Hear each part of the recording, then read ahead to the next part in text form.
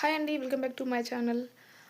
Friends, అసలు ఏ topic అంటే ఈ టాపిక్ అసలు మనము వీడియో ఏదైనా సరే మనం యూట్యూబ్ ఆన్ చేస్తామంటే చాలా వీడియోస్ వస్తుంటాయి. మార్నింగ్ నుంచి ఈవినింగ్ వరకు డే బై డే ఖచ్చితంగా చూసిన ప్రతిసారి చాలా వీడియోస్ అయితే మనం ఓపెన్ చేస్తాం, చూస్తుంటాం. కానీ చూసిన కొన్ని వీడియోస్ సరే స్కిప్ చేసేస్తాం. కొన్ని వీడియోస్కి కనెక్ట్ అవుతాం మనం వీడియోస్కి. చూసినా అని మళ్ళీ ఎందుకు మనకేం అవసరం అన్నట్టు వదిలేయాలనిపించదు కొన్ని వీడియోస్.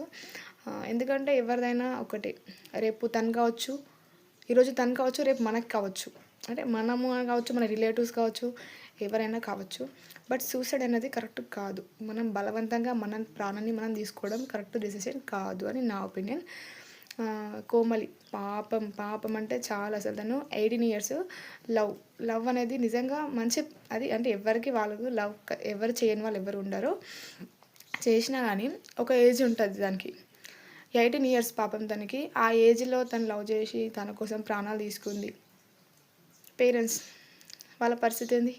వాళ్ళ కోసం ఆలోచించాం. ఆ టైంలో వాళ్ళు గుర్తుకు రాడు. తను ఒక్కడే గుర్తొచ్చి నా కోసం రావట్లేదు, నాతో మాట్లాడట్లేదు, వేరే అమ్మాయితో ఉంటున్నాడు, అలాంటి పిచ్చి పిచ్చి ఆలోచనల వల్ల నువ్వు సూసైడ్ చేసుకున్నావు. ఓకే, వాళ్ళకు ఇప్పుడు నువ్వు కాకపోతే తనకు వేరే ఎవరైనా ఆప్షన్, అంటే ఒక అమ్మాయి ఇట్లా చేసింది, అబ్బాయి కరెక్ట్ కాదు. అబ్బాయి కూడా మొన్న ఇంతకుముందుకు రాజు బ్రదర్, తను ఒక అమ్మాయి కోసం సూసైడ్ చేసుకున్నాడు. ఇట్లా అబ్బాయి అమ్మాయి అని కాదు, కానీ దానికోసం కరెక్ట్ కాదు అని నా ఒపీనియన్. అంటే 24 ఈ ఇయర్లో మనకు ఒక క్లారిటీ ఉంటుంది లవ్ పైన. రియల్గా ట్రూగా మనం లవ్ చేసినా, తను మనని చేసినా ఆ ఏజ్లో ఒక క్లారిటీ వస్తుంది. ఆ ఏజ్ వచ్చే వరకు మనం ఖచ్చితంగా వెయిట్ చేయాలి.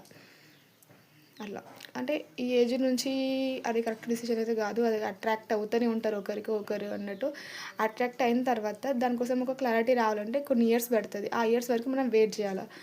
కానీ వెయిట్ చేయకుండా వాళ్ళు ఏదో చేస్తున్నారని చెప్పేసి నువ్వు సూసైడ్ చేసుకున్నావు, తన కోసం ఎన్నో మొక్కినావు, ఏదో చేసినావు. నేను చూసిన వీడియోలలో అట్లా చేసినావు. ఇప్పుడు నువ్వు చనిపోతే కనీసం నేను చూడడానికి కూడా రాలేడు.